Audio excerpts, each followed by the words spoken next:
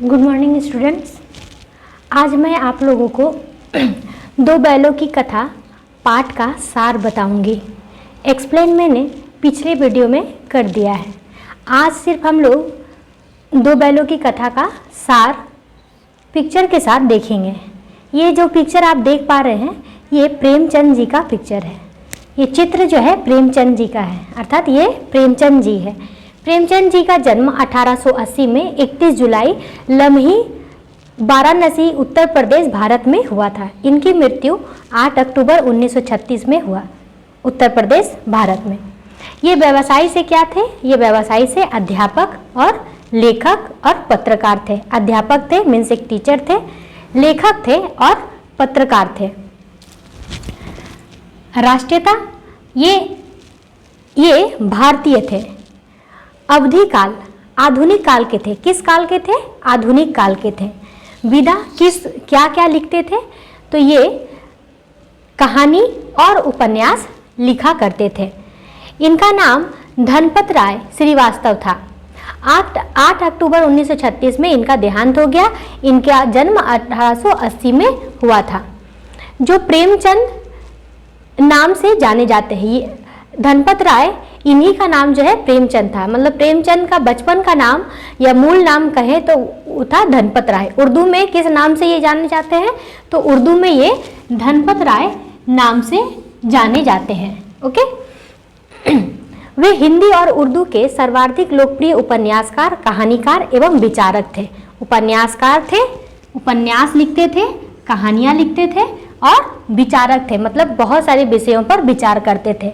उन्होंने सेवा सदन, प्रेमाश्रम, रंगभूमि, निर्मला, गवन, कर्मभूमि, गोदान आदि लगभग 1.5 दर्जन उपन्यास लिखा है। इन्होंने ये सारे जो है सेवा सदन, प्रेमाश्रम, रंगभूमि, निर्मला, गवन, कर्मभूमि, गोदान, ये सभी जो है इनके उपन्यास है।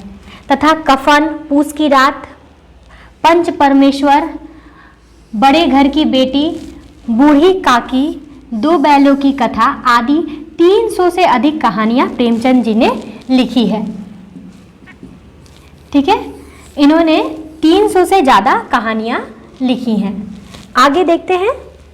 इनमें से अधिकांश हिंदी और उर्दू दोनों भाषाओं में प्रकाशित है। ये कौन सी भाषा में लिखते थे? ये हिंदी में भी लिखते थे और उर्दू भाषा में भी लिखते थे। उर्दू भाषा में वो धनपत राय नाम से लिखते थे। उन्होंने अपने दौर की सभी प्रमुख उर्दू और हिंदी पत्रिकाओं जमाना, सरस्वती, ठीक है, माधुरी, मर्यादा, चांद, सुधा, ये सब पत्रिका का नाम है।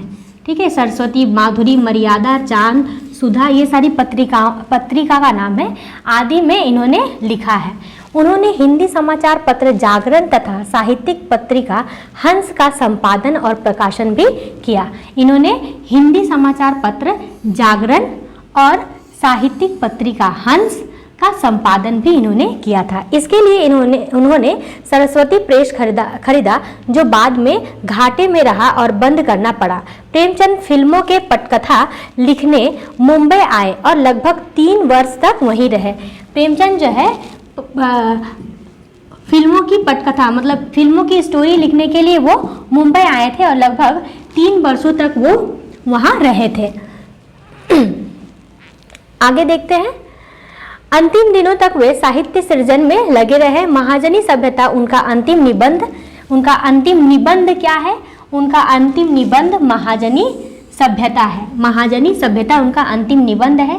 साहित्य का उद्देश्य अंतिम व्याख्यान, कफन इनकी अंतिम कहानी और गोदान उनकी अंतिम उपन्यास है। ये चीज़ हमारे लिए बहुत ज़रूरी है कि अंतिम उनका मतलब लास्ट कौन सी कहानी थी, कौन सा उपन्यास था, कौन सा निबंध था और कौन सा व्याख्यान था। तो महाजनी सभ्यता उनकी अंतिम निबंध थी। ठीक है, उनका अंतिम व्याख्यान जो था वो साहित्य का उद्देश्य, ये इनका अंतिम व्याख्यान था। कफन इनकी अंतिम कहानी थी और गोदान इनका अंतिम उपन्यास था तथा मंगलसूत्र अंतिम और अपूर्ण उपन्यास था। पूछा जाता है प्रेमचंद जी का अपूर्ण मतलब अधूरा उपन्यास कौन सा है? तो आंसर होगा मंगलसूत्र। ठीक है, अब आगे हम लोग देखते हैं। अब हम लोग सीधा चलते हैं अपने पाठ के सार पे। इस पाठ में हमें आखिर क्या बताया गया है, हम लोग इसे चित्र के माध्यम से आज समझेंगे। यहाँ पर आप जो चित्र देख रहे हैं, यहाँ एक व्यक्ति है जो हल जोत रहा है, खेत जोत रहा है हल के जरिए। तो पहले ज़माने में क्या होता था, जब ट्रैक्टर वगैरह नहीं थे, गाड़ियाँ वगैरह नहीं थी, उस समय किसान अपने खेतों को हल के माध्यम से जोतते थे। फिर हल के बाद जो है, जब हल से जोता जाता था खेतों को तो बहुत समय लगता था। तब ये डिसाइड हुआ कि क्यों ना बैलों से कुछ इस तरह से खेतों को जोता जाए, ताकि खेत जो है जल्दी जल्दी जुते और व्यक्ति को कम मेहनत करना पड़े। तो फिर बैलों के जरिए जो है खेतों को जोता जाने लगा। और अंत में अभी आधुनिक समय में क्या हुआ है, आधुनिक समय में ट्रैक्टर के द्वारा जो है,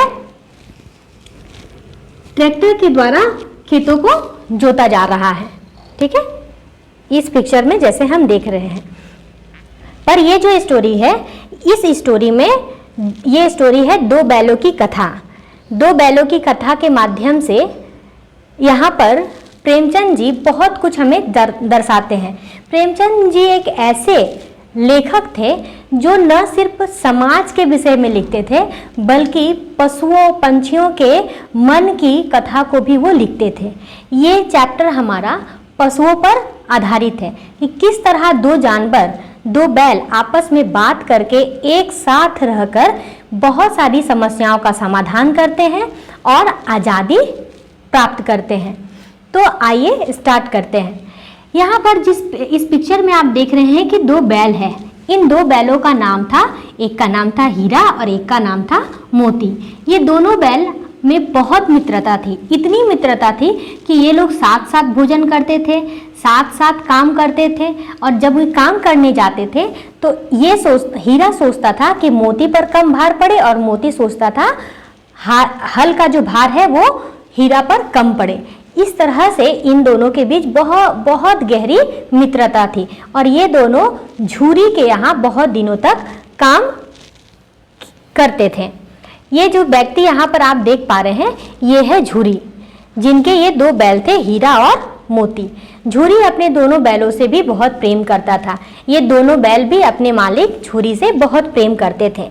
पर अचानक ये होता है कि झूरी को किसी कारणवश, ये जो व्यक्ति आप देख पा रहे हैं, ये है गया। ठीक है, ये इसका नाम है गया, जो झूरी का साला था। तो झूरी को किसी कारणवश गया के हाथों इन दोनों बैलों को देना पड़ा कुछ दिनों के लिए, क्योंकि गया को अपने खेत जुतवाने थे इसलिए, और खेत इनका बड़ा था और इसे और बैल की जरूरत थी। इसके गया के पास दो बैल पहले से थे, पर फिर भी ये झूरी के दोनों बैलों को ले गया था अपने खेत जुतवाने के लिए। पर दोनों बैल जब जा रहे थे तो दोनों बैलों को जाने का मन नहीं था। अपने मालिक झूरी को छोड़कर दोनों बैल नहीं जाना चाहते थे। जब रास्ते में ये दोनों बैल जा रहे थे तो इन दोनों बैलों ने गया को बहुत परेशान किया। कोई दायां भागता तो कोई बायां भागता, इस तरह से बहुत परेशान किया। और रास्ते में ये दोनों बैल आपस में ये बात करते हैं कि आखिर क्यों मेरे मालिक झूरी ने हमें इस निर्दयी के हाथों बेच दिया है। हम तो बहुत अच्छे से काम करते थे। आपस में ये भी बात कर रहे हैं कि यदि हमारा मालिक हमारे काम से संतुष्ट नहीं था तो हमसे बोलता तो हम और ज़्यादा काम करते। हम तो अपने मालिक के लिए जान भी देना चाहते थे। ठीक है, पर आखिर क्यों हमारे मालिक ने इसके हाथों हमें बेच दिया। पर सच्चाई ये नहीं होती है, झूरी गया के हाथों दोनों बैलों को बेचता नहीं है, बल्कि कुछ दिनों के लिए देता है। पर दोनों बैलों को ऐसा लगता है कि उसके मालिक झूरी ने गया के हाथों दोनों बैलों को बेच दिया है।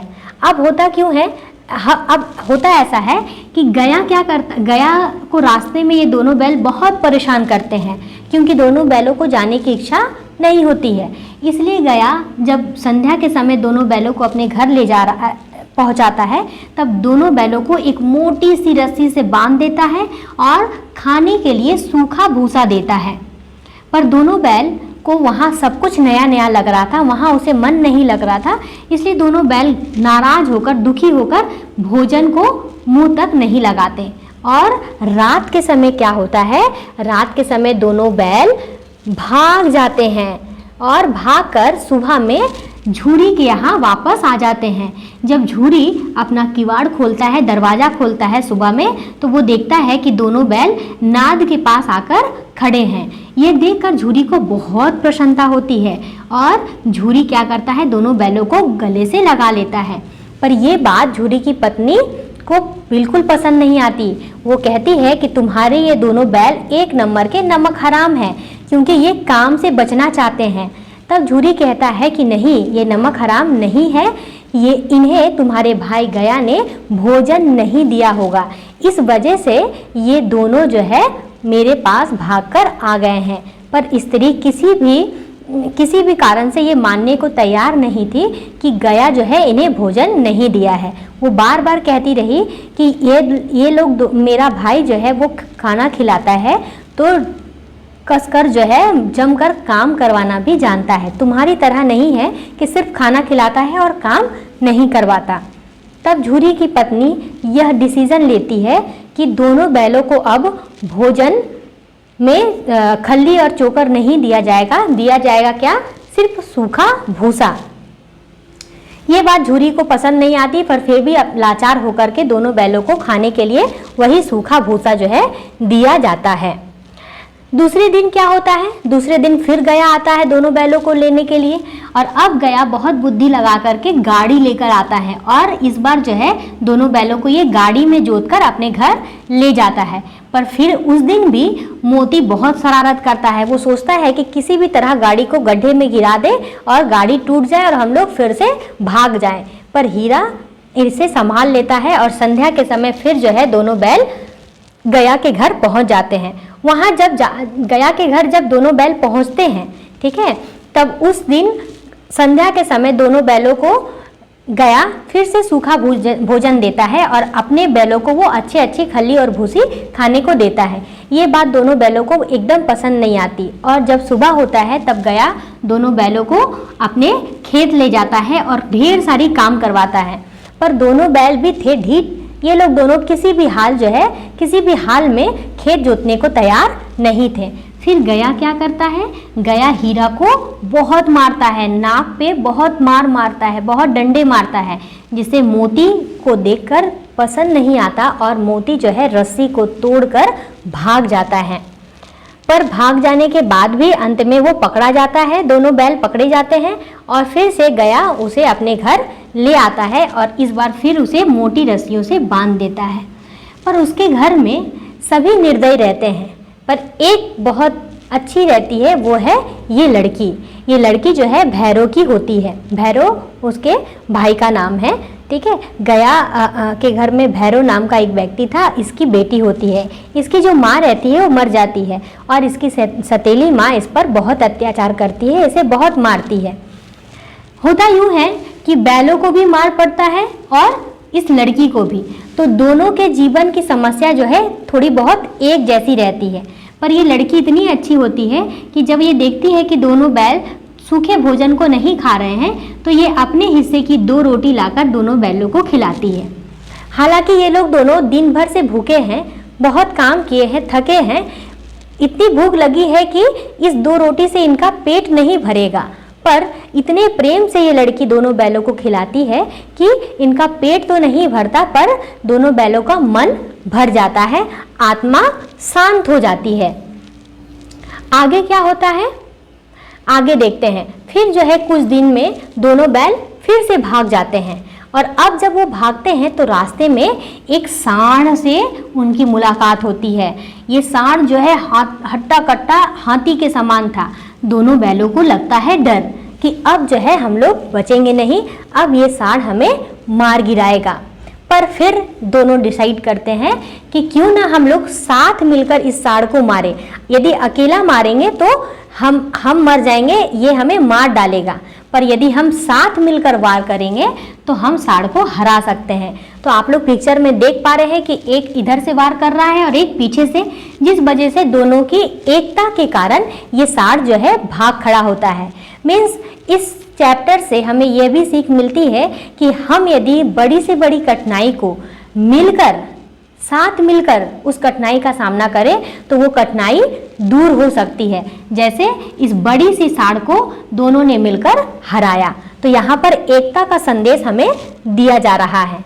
आगे देखते हैं, वो लोग जब सांड से लड़ाई कर लेते हैं तब उन्हें लगती है बहुत जोरों की भूख और फिर से वो मटर के खेत में घुसकर मटर खाने लगते हैं।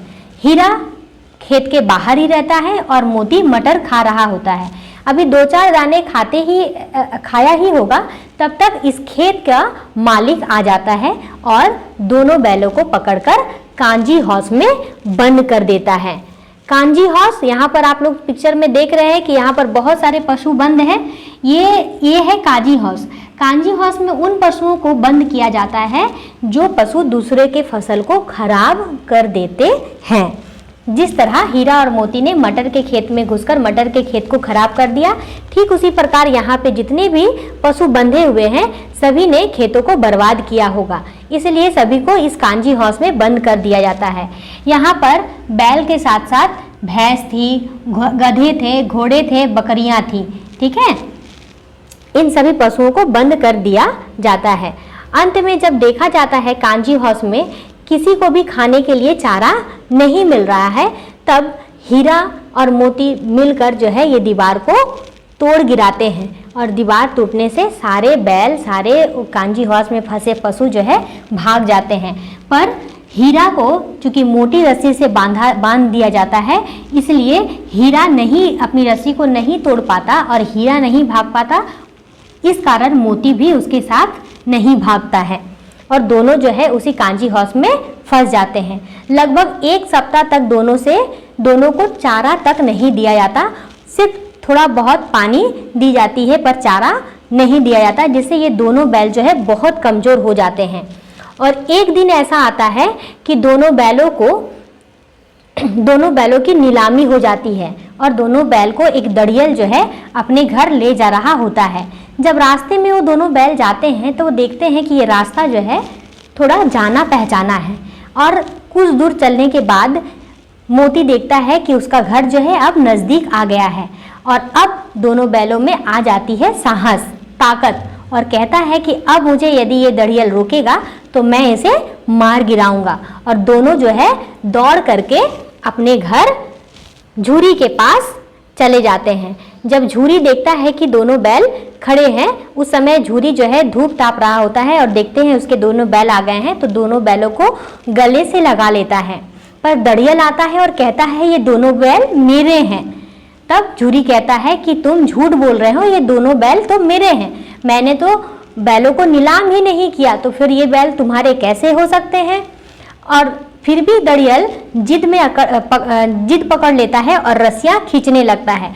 तब मोती को आता है गुस्सा और मोती दड़ियल को दूर तक भगाता है, दौड़ाता है, सींग मारता है, जिससे दड़ियल भाग खड़ा होता है और दोनों ही बैल झूरी के पास आ जाते हैं।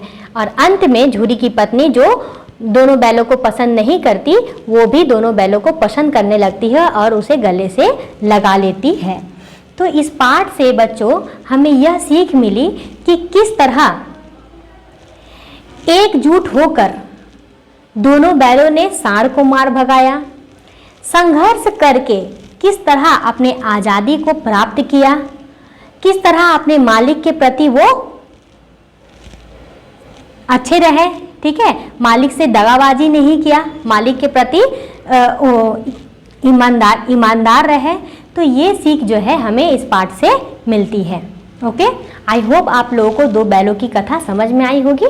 थैंक यू, आज के लिए इतना ही।